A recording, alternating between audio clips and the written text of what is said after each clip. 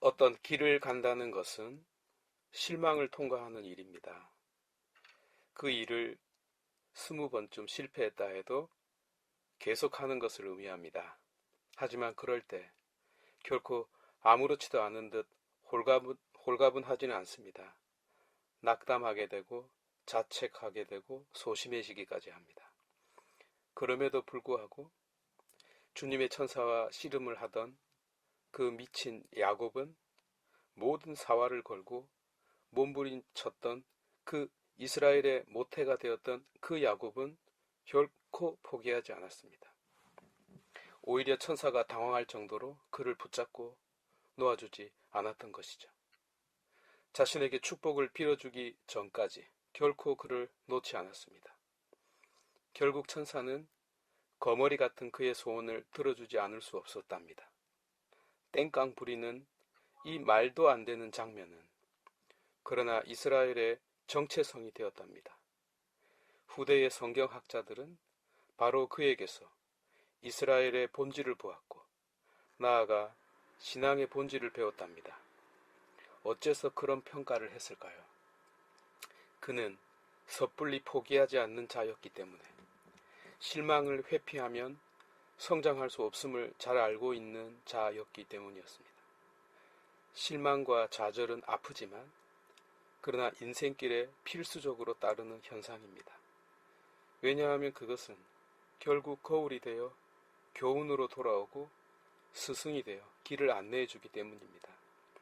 비록 우리 눈에는 어리석을 정도로 보이는 그였지만 하느님의 섭리를 연구하는 사람들의 눈에는 속임수를 쓰고 또 그 속임수 때문에 자기의 인생이 더 꼬이기만 했던 그가 바로 합당한 자라는 결론을 내렸던 것입니다. 왜 어째서 그렇게 보았을까요?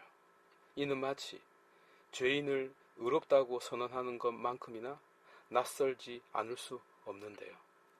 한번 생각해 볼 필요가 있는 부분입니다. 먼저 프랜시스 스콧 피츠제랄드가 쓴 위대한 개츠비라는 책 한 권을 소개하면서 오늘 이야기의 실마리를 풀어가 보도록 하겠습니다.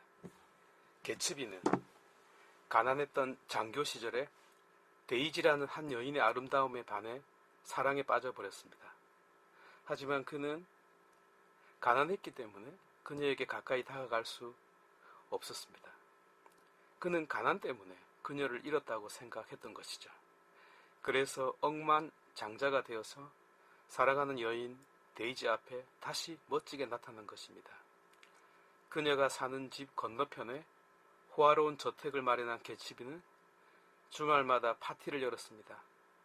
그가 파티를 연 까닭은 오직 하나, 혹시 데이지가 올지도 모른다는 희망 때문이었습니다. 어쨌든 개츠비는 데이지가 자신을 사랑한다고 말해주기를 그렇게 오랫동안 기다려왔었고 자기 남편 톰을 사랑한 적이 없었다고 고백하기를 간절히 기다렸답니다. 조금은 우스운 이야기일 수 있겠지만 진지하게 생각해 줍시다. 그러던 어느 날 개츠비와 데이지의 남편 톰, 그리고 데이지와 팔촌간인 닉이 다 함께 뉴욕의 한 호텔방으로 가게 됩니다. 그날 집으로 돌아오는 길 밤에 개츠비가 사랑하고 있던 데이지가 갑자기 뛰어든 여인을 차로 치고 말았죠.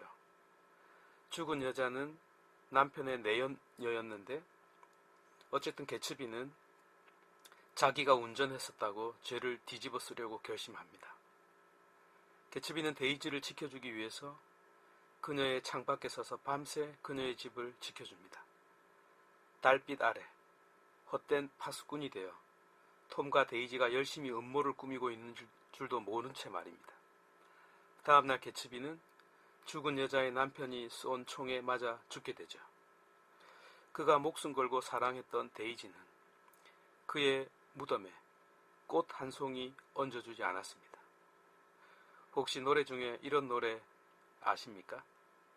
사랑이 떠나가도 가슴에 멍이 들어도 한순간뿐이더라 밥만 잘 먹더라 죽는 것도 아니더라. 그런 재미난 노래가 있습니다. 어쨌든 어쩌면 그렇게 사랑 때문에 꼭 성공하고 싶었던 순수했던 한 남자는 사랑으로 파멸하고 사랑이라는 이름으로 학살을 당합니다. 이토록 어리석은 남자 개츠비를 왜 위대한 개츠비라고 했을까요? 책 서두 부분에 닉은 이렇게 개츠비를 회상합니다. 그에게는 희망을 가질 수 있는 탁월한 능력과 낭만적인 준비성이 있었노라고. 그는 그렇게 아무리 힘들어도 희망을 버리지 않았고 사랑에 실패했지만 다시 사랑하기를 두려워하지 않았기 때문이라고 말입니다. 이것이 바로 그가 위대한 이유라고 말합니다. 속물이면서 무책임하고 비도덕적인 여자를 사랑한 개츠비. 그러한 여인에 대한 그 사랑을 단 한 번도 놓지 않았던 개츠비였기 때문에 마치 호세아 예언자의 고멜에 대한 사랑처럼 마지막 순간까지 그녀에 대한 사랑으로만 살았기 때문입니다. 그러나 과연 데이지는 사랑받을 가치가 있었을까요? 장녀 고멜이 사랑받을 가치가 있었을까요? 그러나 사랑받을 가치라는 것, 그것은 오직 사랑하는 이가 결정하는 것이라고 하네요. 사랑해달라고 말한 적이 없지만 사랑할 수밖에 없는 것. 그 사람이 나를 아프게 해도, 그 사람이 나를 슬프게 해도, 그 사람이 많은 결점을 지녔다 할지라도 그럼에도 불구하고 그 사람을 좋아하는 것, 그 사람의 온갖 단점에도 불구하고 그 사람을 사랑하는 것, 세상 사람 모두가 안 어울린다고 말해도, 세상 사람 모두가 제발 그만두라고 해도, 아니 상대방조차 제발 날 사랑하지 말라고 해도 그래도 사랑할 수밖에 없는 것. 개츠비는 이를 사랑이라고 생각합니다. 말장난 같지만, 정말 어이없는 삼류 소설 같지만 사실 그리스도께서도 개츠비처럼 우리를 사랑하셨습니다. 우리가 다른 이를 사랑하고 있음을 잘 알면서도 우리를 사랑하셨습니다. I'm still loving you 라는 노래 가사처럼 우리는 여전히 태양을 사모하고 있는데 저 어리석은 달은 지구만 바라보고 있습니다. 그리스도는 당신이 우롱을 당하고 있음을 잘 알면서도 나를 사랑하기 위하여 살아왔던 것입니다. 나를 사랑해도 내가 당신을 사랑하지 않으리라는 것을 잘 알면서도 나를 사랑하셨습니다. 그리고 나에게 당신의 상속 재산까지 전부 넘겨주었답니다. 이 얼마나 우스꽝스러운 이야기입니까? 에사오의 옷을 입은 야곱이 축복을 받은 것처럼 하느님은 당신 아들의 피가 묻은 우리를 보고서, 당신 아들의 옷을 입은 우리를 보고서 우리가 당신 앞에 나아갈 수 있도록 해주셨습니다. 그분은 앞을 보지 못하는 장님처럼 우리 머리 위에 손을 얹으시고 우리를 당신의 아들로 축복해 주시고 말았습니다. 마치 어리석음이라는 대회에서 금메달을 땄다고나 할까요? 도대체 개츠비가 어리석은 자일까요? 아니면 그리스도가 더 어리석은 자일까요? 오늘 사도들의 이야기와 복음에서 우리는 한 가지 공통된 단어 하나를 듣게 되는데 그것은 바로 증언이라는 개념입니다.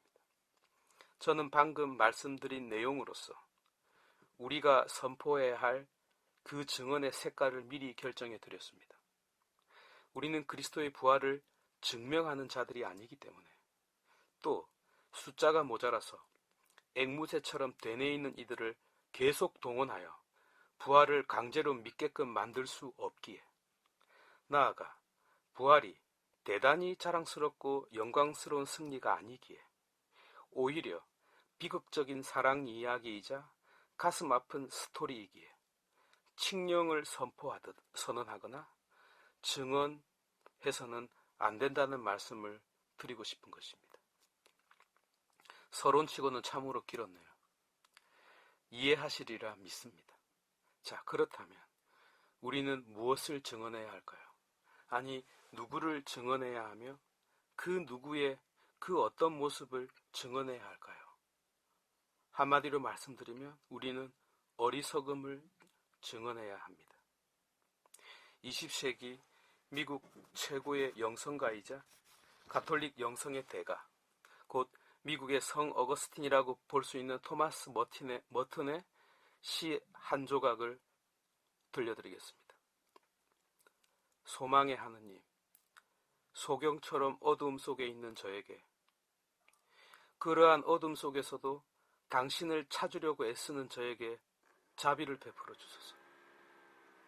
1956년 8월 7일자 일기의 글입니다. 다음은 자서전에 있는 한 편의 글입니다. 그리스도여, 요람에서부터 저는 당신이 어디에나 계심을 알았습니다. 그리고 제가 죄를 지을 때조차도 저는 당신 안에서 걷고 있었으며 당신이 저의 세계임을 알았습니다. 토마스 머튼은 자비로운 하느님이 무한하신 사랑으로 당신의 손을 나에게 내미신다라는 사실을 평생 동안 증거하고자 했습니다. 수없이 많은 글을 써내려간 그가 이루고자 했던 한 가지 목표는 하느님께서 당신의 아들 그리스도를 통하여 온전히 나를 감싸 안고 있다는 것, 동시에 성령을 통하여 항상 나와 함께 하고 있다는 점, 곧 갈라디아서 2장 20절의 말씀처럼 조 데 우케티 에고 제데 엔 에모이 크리스토스, 더 이상 살지 않습니다. 나는 내 안에 사는 분은 그리스도이십니다. 호데 눈조 엔 사르키 엔 피스테이 조 테투 휘우투 테우 투 아가페 산토스 메 가이 파라돈토스 헤아우톤 휘벨 에무. 지금 내가 육신 안에 사는 것은 나를 사랑하시고 나를 위하여 당신 자신을 넘겨주신 하느님 아들의 믿음 안에 사는 것입니다. 라는 증언을 증언하는 것이었습니다. 우리는 부활에 관하여 과학자가 될 필요가 없고 변호사가 될 이유도 없습니다. 설사 그것이 가능하다고 해도 별 의미가 없습니다. 왜냐하면 그것은 애시당초 불가능하며 설사 가능하다고 해도 그것은 그저 인간이 세운 건축물에 불과할 것이기 때문입니다. 다만 방법론적으로 논리를 따르고 합리적인 이성적 추론을 벗어나지 않을 뿐입니다. 어쨌든 우리가 무엇을 증언하겠다는 것입니까? 누구를 대변하겠다는 것이죠? 터무니없는 꿈은 버리도록 합시다. 계속 말씀드리는 바이지만 부활의 광채에서 떨어지는 빛 부스러기만이라도 붙잡는다면 성공한 것입니다.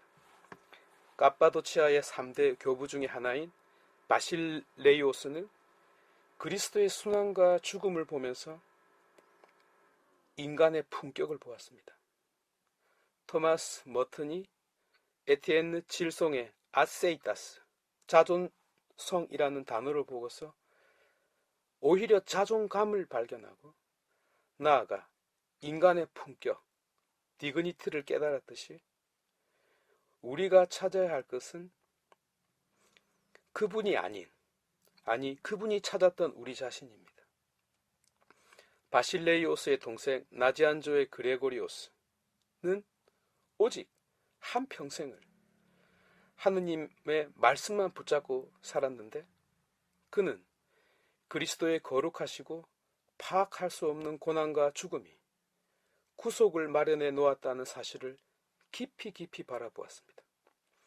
그 십자가 한가운데에서 창에 찔린 그 옆구리에서 쏟아지는 피와 물이 마귀와 죄의 권세와 우리 인간의 오류 전체를 극복하고 있음을 발견했습니다.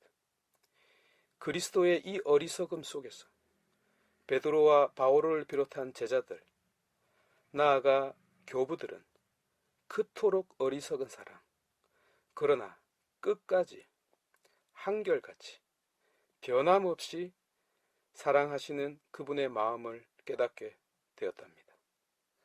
바로 그 사랑이 세상의 모든 부조리를 넘어서 있음을, 우리 인생의 고통을 받아들일 수 있음을, 삶의 외로움을 극복할 수 있음을, 나아가 나 자신과 나의 인생, 나의 운명, 나의 환경, 나의 관계, 곧 나의 모든 것을 받아들이고 긍정하고 사랑할 수 있는 신앙의 마지막 선언, 아모르 파티, 나를 사랑하라, 내 운명을 사랑하라 라는 이 사실을 노래하게